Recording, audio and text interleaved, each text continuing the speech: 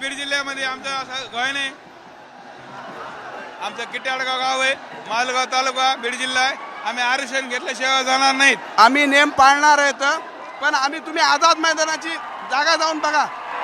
तिथं कुत्रा सुद्धा बसू शकत नाही, तिथं माणसं बसवायला लागले. हे तिथं पाटलाला बसवलं.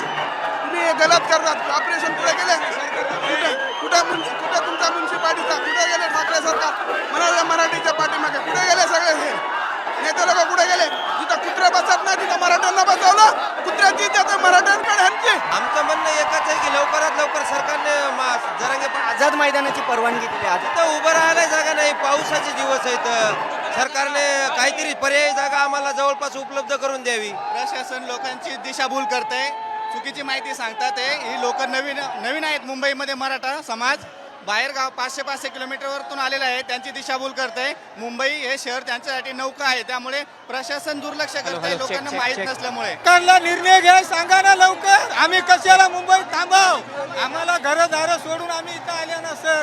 त्याला सांगा निर्णय घ्या. मी आता या ठिकाणी CST रेल्वे स्थानकावर आहे आणि आपण आताची जी परिस्थिती पाहिली, त्या आंदोलक आहेत ते मुंबईत दाखल झालेले आहेत. आझाद मैदान कमी पडलंय, त्यामुळे यासोबत वरून पाऊस पडतोय, त्यामुळे लोक या ठिकाणी रेल्वे स्थानकावर आलेली आहेत आणि त्यामुळे या ठिकाणी मोठी गर्दी ही सध्या रेल्वे स्थानकावर पाहायला मिळत आहे.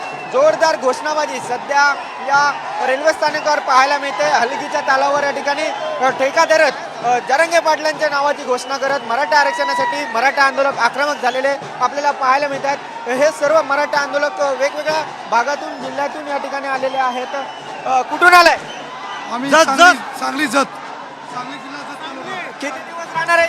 10 दिवस जोपर्यंत निर्णय लागत नाही भेटत नाही तोपर्यंत आम्ही जात नाही.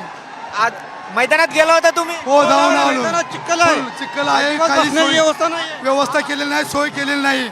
आणि सरकारने जाणून बुजून मराठ्यांची गैरसोय केलेली आहे. त्याचा पश्चाताप त्यांना सोसावा लागेल.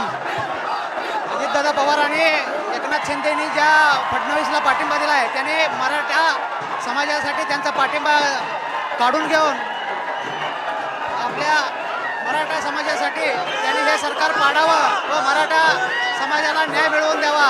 मराठा जे आमदार फडणवीसला पाठिंबा द्यायला लागलेत त्यांनी कसल्याही परिस्थितीत मराठा आरक्षणाच्या मुद्द्यावर त्यांचा पाठिंबा काढून मराठा समाजाला दिलासा द्यावा व आरक्षण आपल्या पदरात पाडून घ्यावं. त्यांना मराठा समाज कधी सुद्धा विसरणार नाही हे मी सर्व समाजाच्या वतीनं.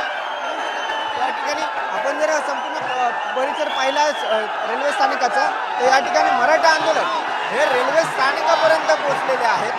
सकाळपर्यंत आझाद रेल्वे स्थानकात आलेले आहे.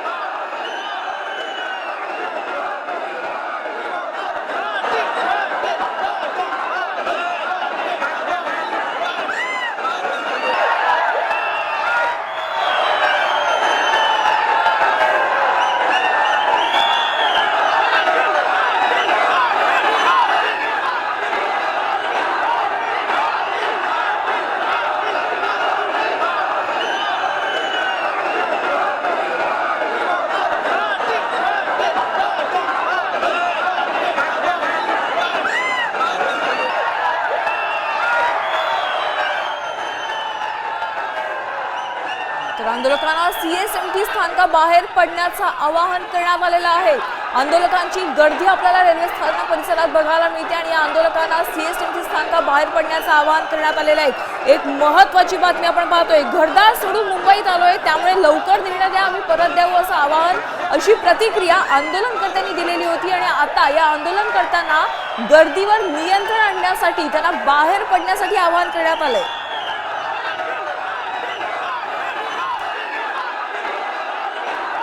आपण पाहू शकतोय हे आहे CSMT स्थानक आणि या रेल्वे स्टेशनवर मोठ्या प्रमाणात मराठा आंदोलकांची गर्दी झाली आहे.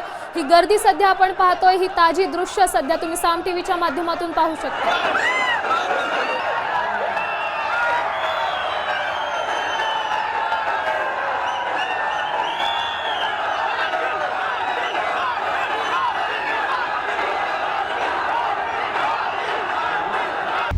आता isakal.com आहे देशातील नंबर 1 ची मराठी न्यूज वेबसाईट.